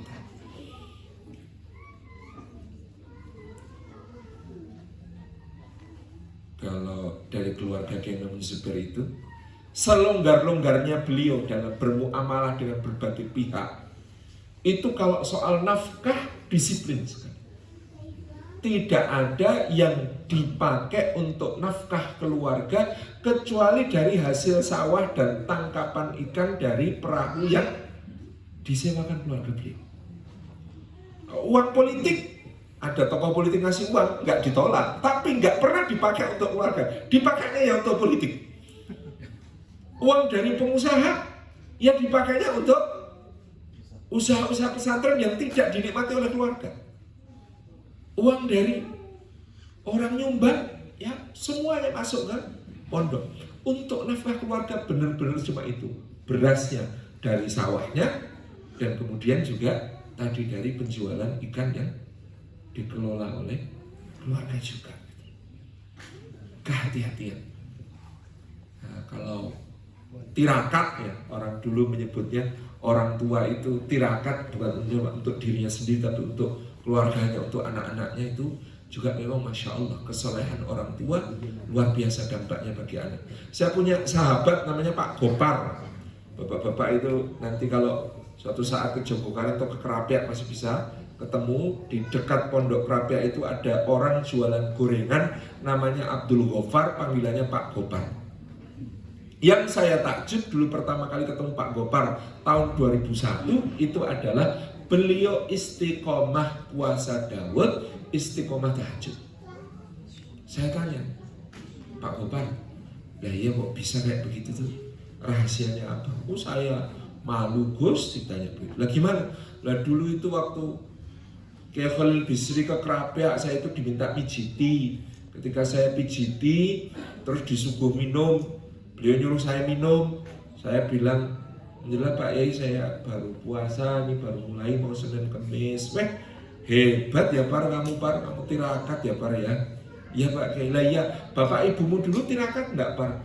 Ya kalau puasa kadang-kadang Pak Kiai tidak rutin, sholat malam juga tidak rutin, kalau pas kuat itu Bapak Ibu saya. Lah ampuh ya Pak, lah iya loh, Bapak Ibumu saja tirakat, kamu cuma kayak begini. Lah kalau kamu tidak tirakat, anakmu mau jadi apa? Kalimat itu kata Pak Gopar, ya Allah, dek ke saya. Sampai akhirnya saya memutuskan saya mau tirakat untuk anak-anak saya. Masya Allah tabarakar rahman, biidznillah ya. Putra-putrinya Pak Gopar itu semuanya hafidh-hafidh. Bakul gorengan dekat Pondok Krapyak namanya Pak Gopar. Jadi memang Masya Allahnya kita itu orang tua punya niat tirakat. Kata tirakat itu tirkah, meninggalkan yang enak-enak maksudnya itu. Meninggalkan yang enak-enak meskipun mampu, meninggalkan yang berarti ya bahasa Arab gitu. Meninggalkan yang nyaman-nyaman meskipun mampu, memprihatini, memujahadai untuk keluarga. Itu bagian dari tadi doa dan takwa yang kemudian kita jadikan penjaga bagi keluarga kita. Maka dulu Allah yarham Kiai Haji Nur Asnawi Khalil, guru saya di pondok juga, itu kalau ada santri bermasalah, itu yang ditegur bukan santrinya, orang tuanya. Ditelepon, nyuwun sewu Bapak Ibu menika putranya kok sulit beradaptasi di sini. Izin, saya nyuwun Bapak Ibu yang mujahadah untuk putranya, tolong bangun setengah jam sebelum subuh. Kalau perlu nanti saya telepon biar Bapak Ibu bangun setengah jam sebelum subuh. Tolong nanti sholat 2 rakaat dengan membaca Alam Taro dan Alam Nasroh. Sudah, nanti salam ditambah 1 rakaat witir membaca kulhu, terus berdoa untuk putranya. Nggih, Pak, Bu, tolong nggih, nanti dilaksanakan. Dan selalu begitu. Jadi orang tuanya yang pertama diminta untuk bermujahadah supaya anaknya di pondok itu ngajinya lancar. Saking luar biasanya dampak dari orang tua kepada anak tadi. Jadi ini kunci pertama doa, tapi doa itu tentu selain doa lafdiyah, ada ibadah, ada ketakwaan, ada kehati-hatian, ada berbagai amal yang kita tunaikan dengan kita niatkan untuk seluruh keluarga kita. Ini supaya bisa bersama-sama ke surga. Dan jangan cepat mengambil kesimpulan. Wah, anak saya sudah saya doakan kok belum soleh Pak Ustaz. Jangan terlalu cepat mengambil kesimpulan. Saya itu dulu waktu SMA itu punya teman-teman di SMA 1 Jogja itu, barakallahu fikum. Itu yang anaknya tokoh-tokoh ormas Islam, terkenal, tokoh-tokoh dakwah, terkenal. Tapi waktu di SMA saya, anak-anak itu, ya Allah, nakalnya luar biasa. Saya itu dalam hati sempat membatin, ini apa bapak ibunya saking sibuknya jadi petinggi organisasi Islam nggak sempat didik atau gimana? Tapi mosok nggak sempat mendoakan. Tapi Masya Allah, Allah menjawab pertanyaan saya itu. Terbuktinya sekarang Bapak Ibu, karena kami masih punya grup WhatsApp di satu angkatan alumni itu yang saya niteni, apa bahasa Indonesianya niteni itu? Menandai, menyeksamai maksud, tambah sulit itu ya. Ini teman-teman saya yang putra tokoh tadi, itu ternyata jadi solehnya, jalan hijrahnya itu macam-macam. Ada yang baru jadi soleh setelah menikah. Mudah-mudahan lillahi ta'ala, jangan karena takut istri gitu. Ada yang solehnya karena sudah nikah. Ada yang solehnya itu ketika bapak ibunya wafat. Bapak ibunya sudah wafat, baru itu jadi pintu hidayah. Anaknya jadi soleh. Jadi sepanjang hidup bapak ibunya tidak menyaksikan kesolehan anaknya. Tapi begitu wafat, anaknya oleh Allah dikasih hidayah jadi soleh. Rugi nggak bapak ibunya? Enggak.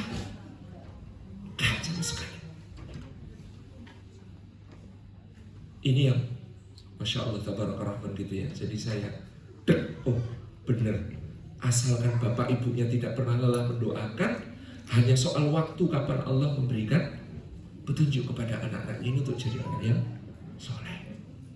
Jadi jangan pernah mengukur dengan keadaan sekarang, yang penting berdoa terus. Kayak dulu ada bapak ibu datang ke kiai saya, Kiai Mu'tamid Khalil Allah yarham, itu ngadu karena saya ini santri dalam, sering tugasnya itu nyuguhkan minum, penerima tamu. Kalau di rumahnya kiai itu saya nyimak obrolannya dari balik tirai. Jadi bapak dan ibu ini ngomong sama kiai saya, ya Allah Pak Kiai, kami ini dosa apa Pak Kiai?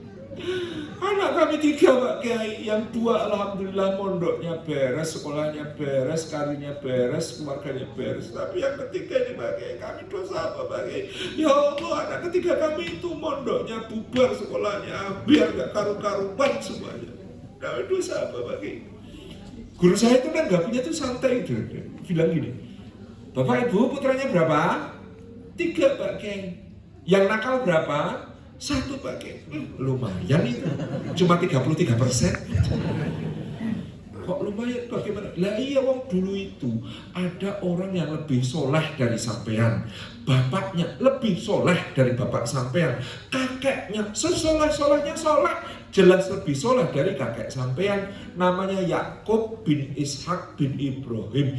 Itu anaknya 12, yang nakal 10, berarti 80%. Yang nakal 10, yang soleh malah hilang. Ya enggak? Suami istri berpandangan, salah curhat Bu, Pak Kiainya ekstrim. Nggak gitu loh ya, saya cuma mau tanya, Nabi Yakub diuji anak nakal jumlahnya sebanyak itu, nanti happy ending apa mboten? Happy ending apa tidak? Nggih Pak, iya happy ending. Lah iya happy ending, wong bisa kumpul semua mukti mulya karena anaknya yang soleh. Nanti ketika beliau menjelang wafat, tanya sama semua anaknya, mata buduna min ba'di, semuanya bisa jawab dengan baik bahwa akan selalu menyembah Gusti Allah. Mana yang menjadi kepuasan terbesar orang tua lebih dari ini? Iya Pak Kiai, Nabi Yakub happy ending Pak Kiai. Ya kami gimana? Lah ya kalau mau happy ending ikuti caranya Nabi Yakub. Apa caranya Nabi Yakub? Innama asku bathi wa husni ilallah. Cuma mengadukan kesusahan dan kesedihan kepada Gusti Allah. Oh gitu ya Pak? Iya. Kok malah ngadu sama saya? Saya mikir anak saya saja sudah pusing, sampai yang tambahin suruh mikir anak sampean. Gak mau saya. Jadi guru-guru kita itu kalau memberi nasihat itu kayak guyon tapi mengena begitu. Jadi ini saling mendoakan, ini perisai dan penjaga yang paling kuat. Yang kedua, Bapak Ibu yang dirahmati oleh Allah Subhanahu wa taala, adalah saling mensyukuri. Iklim yang paling kuat menumbuhkan kebaikan di rumah kita adalah iklim syukur. Oleh karena itulah kita bisa melihat sebelum Luqman, contoh salah satu ayat terbaik dalam Quran, yaitu Luqman mengajarkan kepada anaknya, ya bunaya la tusyrik billah, mengajarkan tauhid. Ya bunaya innaha in takum mithqala habbah, mengajarkan muraqabatullah. Ya bunaya aqimis shalah, mengajarkan ibadah. Wala tusail khaddaka linnas, mengajarkan akhlak. Waqshid fi masika waqtud min sautik, mengajarkan adab. Itu kan lengkap ya. Kurikulumnya Luqman itu lengkap. Tauhid, muraqabatullah, ibadah, akhlak, adab. Sebelum itu, apa kunci kesuksesan dia mendidiknya? Adalah walaqad ataina Luqmanal hikmata anishkur lillah. Jadi hikmah tertinggi yang dianugerahkan kepada Luqman, kepada beliau untuk bisa mendidik anak-anak dengan baik adalah memberi ilham supaya dia pandai bersyukur. Bersyukur kepada Allah dan menunjukkan rasa syukur itu kepada keluarga. Bapak-bapak kapan terakhir kali berterima kasih sama istri? Lama Bu, Masya Allah. Mengungkapkan itu penting, karena kebaikan itu kalau disyukuri, hakikat dari Allah, satu kebaikan disyukuri maka ditambah. Manusia secara alami seperti itu. Kalau dia berbuat baik, lalu diapresiasi, disyukuri, dapat ungkapan terima kasih, dia pasti akan meningkatkan perbuatan baik itu. Tapi kalau perbuatan baik dicuekin, itu lama-lama manusiawi akan dikurangi. Jadi menunjukkan rasa syukur itu penting. Bapak pulang, lihat istrinya baru selesai cuci piring, genggam tangannya, cium, makasih ya bun, Masya Allah. Tangan yang kayak begini ini yang bisa nuntun aku dan anak-anak ke surga, yang bekerja keras sepanjang hari. Duduk sini pun tak pijitin punggungnya. Cuman bapak-bapak itu kalau mijitin biasanya tidak fokus. Tapi ada ungkapan rasa syukur. Ibu-ibu juga begitu. Bapak pulang, bawa bawaan, diterima bawaannya di pintu, dicium tangannya.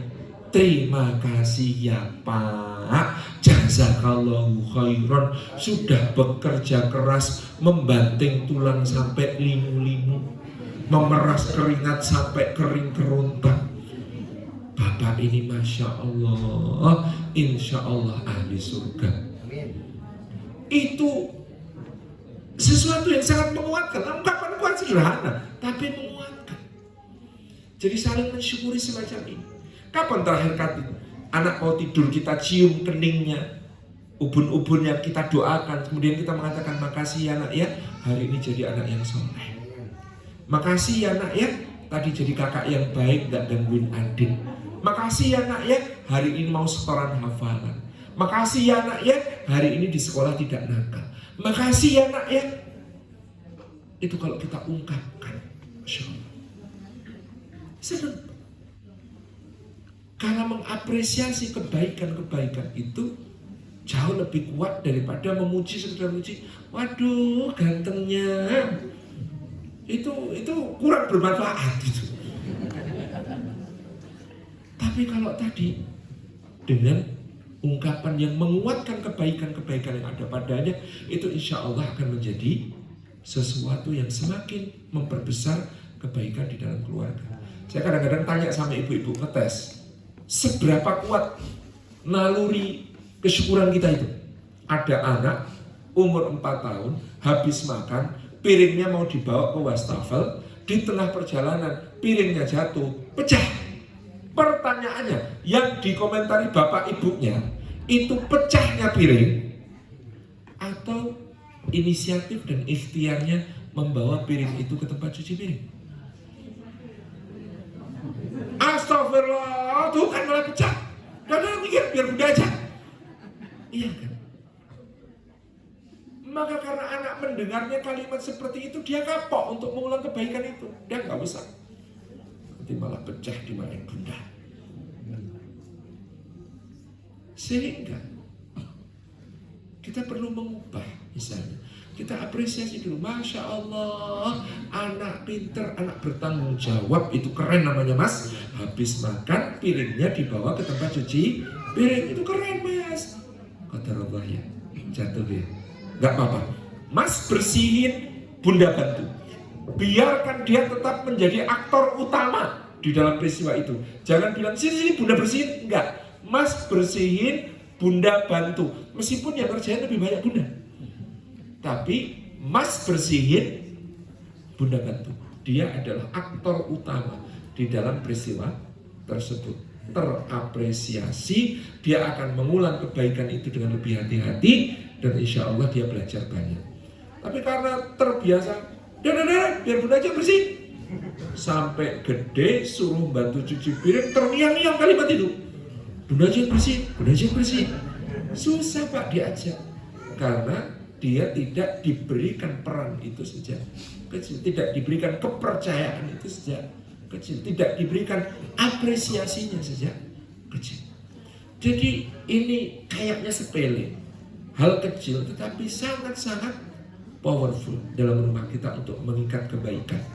Jadi setelah saling mendoakan, yang kedua adalah saling mensyukuri. Mensyukuri ini menjadi salah satu upaya penting kita. Makanya bapak-bapak bersering memuji istri. Masya Allah, makin cantik, makin solihah. Ibu juga begitu. Jadi ada perubahan sesedikit apapun dari suami menuju ke arah kebaikan. Berikan apresiasi. Biasanya nggak mau ikut pengajian Pak Ustadz, tapi ini mau nganter. Pas nganter itu puji-puji Masya Allah. Bayangkan pahala ayah nganter bunda pengajian. Bunda menyimak ilmu, dapat ilmu diamalkan. Setiap bunda mengamalkan, ayah dapat pahala karena ayah ikut nganter. Kira-kira besok lagi kalau suruh nganter, insya Allah lebih ringan karena sudah tahu keutamaannya.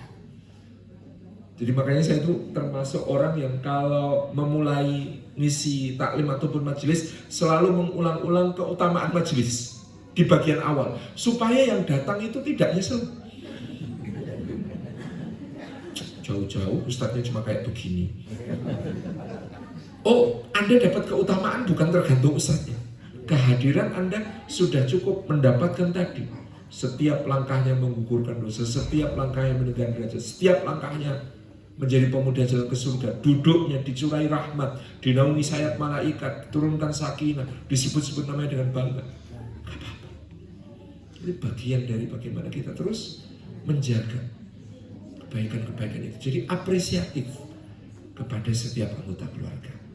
Apapun Bu, pasti ada yang bisa diapresiasi dari suami kita, dari anak-anak kita hari ini.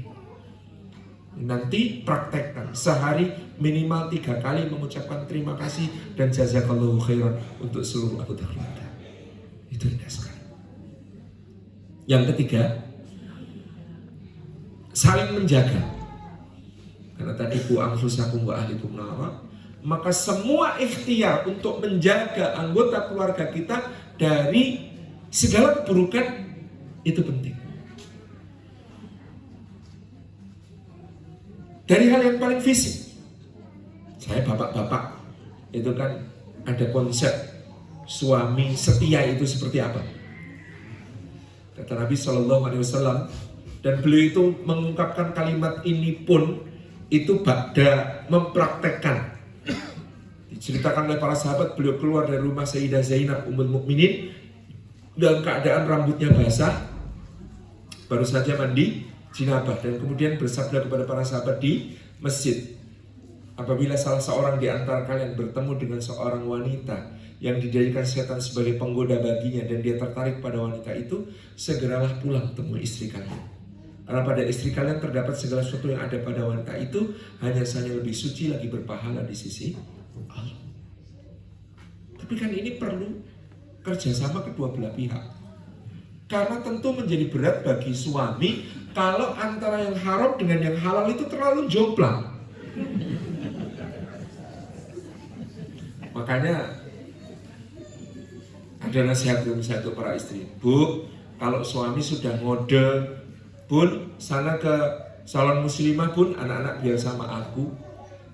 Itu ya, kalau di Indonesia kan ceritanya, jangan kemudian bilang, enggak lawan. Cucian piring gelas segitu numpuknya, baju kotor semua, rumah belum diberesin, belum sempat masak, mana sempat ke salon. Jangan Bu. Kalau sudah seperti itu, apalagi sudah disediakan budget, segera berangkat. Karena kalau nggak sempat masak di Indonesia itu, rumah makan banyak yang buka. Layanan delivery order. Kalau nggak sempat nyuci, laundry itu sekarang kiloan, saking murahnya. Kalau nggak sempat beresin rumah, bisa minta, kalau di Indonesia itu tetangga yang duafa bantu-bantu nanti kasih honor, sedang. Tapi perkara yang satu itu suami ibu tidak boleh minta bantuan orang lain. Sama sekali. Jadi ada satu keutamaan di dalam saling menjaga yang semacam ini dari perkara-perkara yang paling mendasar. Yang saling menjaga itu ya tadi pakai tirakat. Lagi ceritanya Mas Pri GS ini tentang anaknya. Wah, aku nirakati dek supaya anakku itu mau sholat berjamaah ke masjid. Kalau subuh dek itu total 4 bulan apa 5 bulan dek. Saya tanya gimana caranya mas? Oh itu pekan pertama.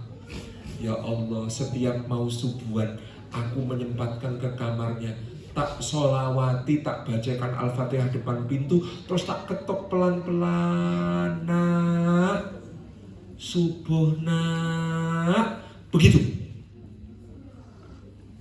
Terus mas, ya seminggu gak ada reaksi. Seminggu ditelateni begitu tidak ada reaksi. Minggu kedua ngetoknya ditambah, tok tok tok, sambil terus sholawat dan Fatihah katanya. Terus gitu. Minggu ketiga baru kemudian anaknya itu nyadar. Pagi-pagi itu tanya, Pak, tadi pagi di depan pintuku Pak.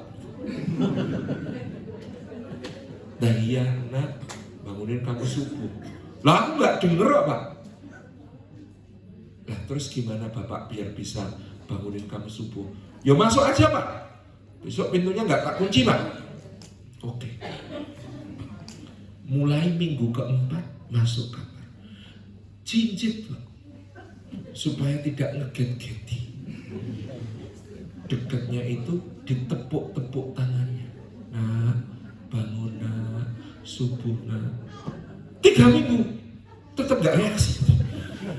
Sampai akhirnya anaknya sendiri protes, Pak katanya bangunin subuh, kok gak ngerasa? Nah sudah tak pok-pok enak gimana ya? Oh jangan dipok-pok Pak, pejet kakiku aja Pak, jempol, biar aku bangun. Biasanya kalau dipejet kaki, bangun Pak. Bener, paginya dik masih jingkat-jingkat masuknya, tak pejet jempol, wah aku ditendang. Tak terima ke bismillah, terus pelan-pelan. Terus gimana tuh mas? Habis itu dia bilang, gak efektif Pak, jempol Pak. Sekarang Bapak anu aja tangannya, habis wudhu itu agak basah dikit gak apa-apa, diraupkan ke mukaku Pak. Oh ya, bener, diraupkan ke muka, pelan-pelan. Wah, blok, kejotos. Aku dipukul Pak. Wes bismillah, terus ke, pelan-pelan. Terus sampai akhirnya dia itu mau bangun. Itu sudah bulan keempat kan mas. Bulan keempat setelah nirakati tadi. Tapi begitu dia mau bangun itu, habis itu, masya Allah sudah rutin bisa bangun sebelum subuh pergi ke masjid bareng aku. Wes bahagia, dek. Sampai satu hari aku pulang dari acara di Jogja, sampai rumah sudah jam 2:30, saking ngantuknya aku tertidur di ruang tamu geledak. Ketika adzan subuh terdengar, terasa pipiku disentuh-sentuh. Aku bangun dek, ya Allah, anakku bangunin aku pakai kaki dek. Tapi tidak apa-apa dek, bismillah ya, namanya nirakati anaknya jadi orang tua. Tak terima malah gelem bangunin aku malah bagus. Jadi Masya Allah ya, jadi bagaimana kemudian menumbuhkan iklim saling menjaga sampai soal ibadah semacam itu. Dan itu kan kita bayangkan sabarnya kayak apa, 4 bulan nirakati sampai anaknya bisa sholat berjamaah ke masjid untuk subuh. Jadi ini Bapak Ibu satu gambaran bahwa memang ya ada kesabaran yang dibutuhkan di dalam kemudian mentarbiyah keluarga. Karena memang kadang keluarga itu tantangannya tersendiri. Tidak semudah ngasih nasihat sama orang lain. Kadang anak saya Labib, kan umurnya 6 tahun. Tuh kakak-kakaknya sudah siap mau ke masjid, dia ngasih di rumah gitu main gitu. Ayo Bib ke masjid. Loh abah ini gimana? Umurku aja belum ada 7 tahun kok sudah disuruh sholat. Emangnya apa gak hafal hadisnya? Waduh. Kan shocking gitu ya. Ya wes lah gitu kan namanya. Jadi ini satu hal yang kemudian kita terus pelan-pelan gitu ya, saling menjaga di dalam keluarga, soal-soal menjaga dari yang haram, menjaga dalam ibadah, menjaga dalam segala aspek. Yang keempat, ikhtiar kita untuk sekeluarga bisa sampai surga bareng-bareng adalah saling mensabari. Jadi kalau tadi kita dari saling mendoakan, saling mensyukuri, saling menjaga, Yang keempat ini saling mensabari. Ya betul-betul memang harus sabar. Ya. Pokoknya intinya kalau dalam keluarga itu, ya lihat anak mengganggu macam-macam, dia di sisi Allah aja belum dosa, ya sudah saya sabar, gitu ya. Dilihat suami, ya Allah belum sesuai harapan, begitu, pelan-pelan dikuat-kuati, doain, dikuat-kuati untuk memberi nasihat pelan-pelan, gitu. Suami juga begitu kepada istri. Ada ceritanya Mas Ari Untung bagaimana mengajak, membimbing Mbak Venita untuk mau berjilbab, gitu. Itu prosesnya panjang. Dia cerita dengan luar biasa, gitu ya, proses pelan-pelan menuntun istri untuk sampai mau menutup aurat dengan baik, itu Masya Allah sabarnya luar biasa. Jadi ini amanah ya, karena keluarga kita ini ya amanah terdekat yang diberikan oleh Allah untuk kita saling mensabari satu sama lain. Itu sudah menjadi satu hal yang sebagaimana Allah sabar sama kita, sebagaimana Allah tidak langsung menegur ketika kita bersalah, sebagaimana Allah tidak langsung menghukum ketika kita berdosa, sebagaimana Allah selalu memberi kesempatan untuk kita memperbaiki dan bertobat, dan bahkan Allah itu menutupi aib-aib kita, tidak membuka aib-aib kita kepada makhluk yang lain. Itu menjadi pembelajaran bagi kita. Terakhir, yang kelima itu saling waspada. Karena kata Quran, bisa jadi di antara pasanganmu atau anakmu, aduwwun lakum fahdharuhum, mereka bisa menjadi musuh bagimu, maka waspadailah mereka. Tentu menjadi musuh itu karena ketempelan musuh. Yang dimaksud ketempelan musuh, setan, gitu ya. Jadi kata Ki Anwar Zahid, kalau istri ketempelan setan, kemudian ekspresinya marah-marah tidak terkendali, ngusir setan itu gampang. Kamu peluk istrimu, adzan di telinganya, Allahu Akbar, Allahu Akbar. Nah itu lagi ketempelan setan kok ya, harus diusir setannya nanti dengan adzan. Maksudnya bahwasanya ada kondisi di mana titik-titik tertentu. Itulah kenapa kalau kita membaca surah Yusuf, ketika saudara-saudara Yusuf, ikhwatu Yusuf, itu bermusyawarah di antara mereka untuk menyingkirkan Yusuf dari ayahnya, itu kalimat yang dipakai Allah itu adalah kata-kata setan di antara mereka, bisikan-bisikan setan di antara mereka, karena mereka sedang ketempelan setan. Untuk diwaspadai supaya kita menyadari, lalu kita juga bisa menyadarkan. Demikian saya kira yang dapat disampaikan sebagai kaji kita bersama pada kesempatan pagi hari ini. Kami kembalikan kepada pembawa acara. Saya Kemahiran. Assalamualaikum warahmatullahi wabarakatuh.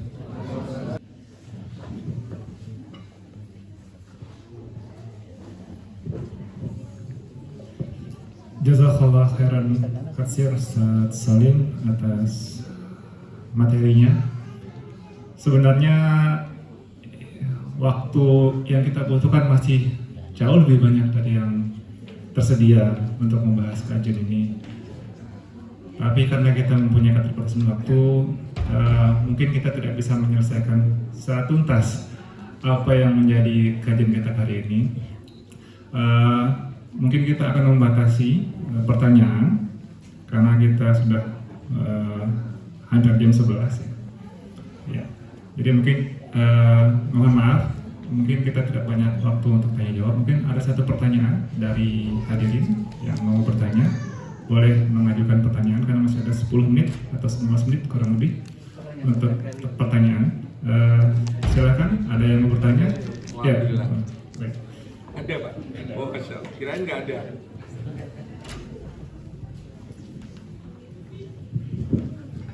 Assalamualaikum warahmatullahi wabarakatuh. Punten Pak Ustadz, ini pertanyaan saya sederhana saja. Yang tadi awal pembukaan Pak Ustadz mengutarakan bahwa kita kumpul masjid taklim ini bisa menggugurkan dosa. Itulah landasannya dari mana Pak Ustadz, saya biar lebih paham. Itu sangat bangga. Katanya hadir ini ngerti dan tidak ngerti ilmunya, tapi gugur dosa kita. Amin ya rabbal alamin. Terima kasih Pak Haji. Pak Ustadz. Assalamualaikum warahmatullahi wabarakatuh.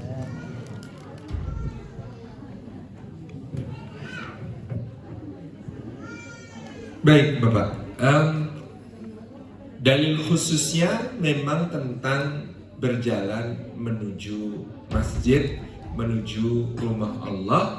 Tetapi para ulama kemudian memberikan penjelasan dalam hadis Nabi SAW tentang berjalan ke masjid ini, bahwasanya dalam riwayat Ahmad, At-Tirmidzi dan Abu Dawud, ini bisa diperluas ke semua langkah dalam ketaatan kepada Allah Subhanahu wa Ta'ala. Jadi setiap langkah menuju ke masjid itu ya, yang kanan meninggikan derajat, yang kiri menggugurkan dosa-dosa.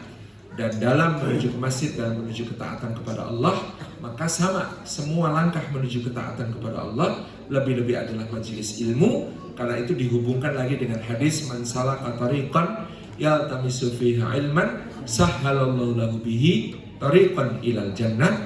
Barang siapa menempuh jalan untuk mendapatkan ilmu, maka Allah jadikan langkah-langkahnya itu sebagai yang mempermudahnya menuju ke surga. Orang difahami di sini, orang untuk dimudahkan jalannya ke surga, caranya dengan salah satunya digugurkan dosa-dosanya. Demikian Pak. Islam.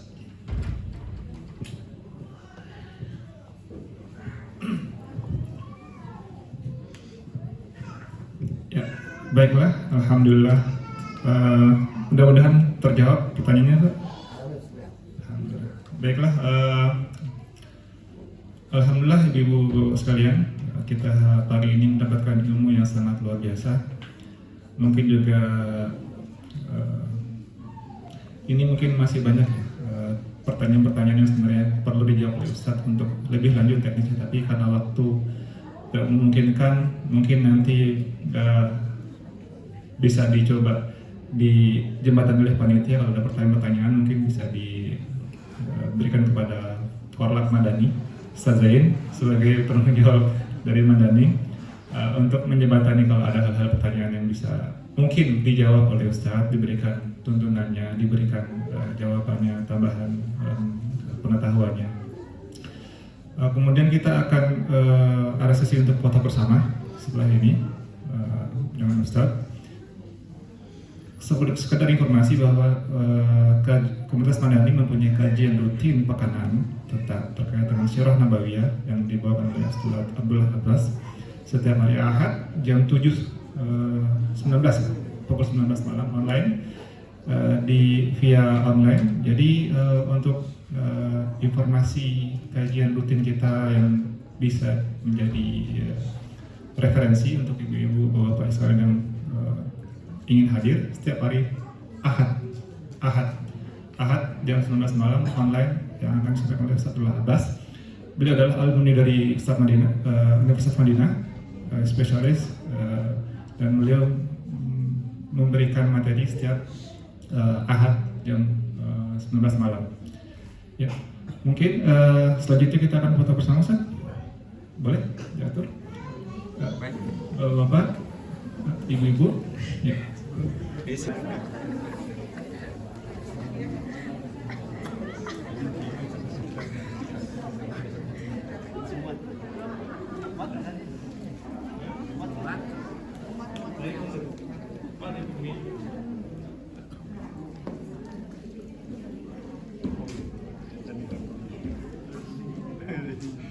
Masih jalan kaki bisa, cuma agak lama 10 menitan.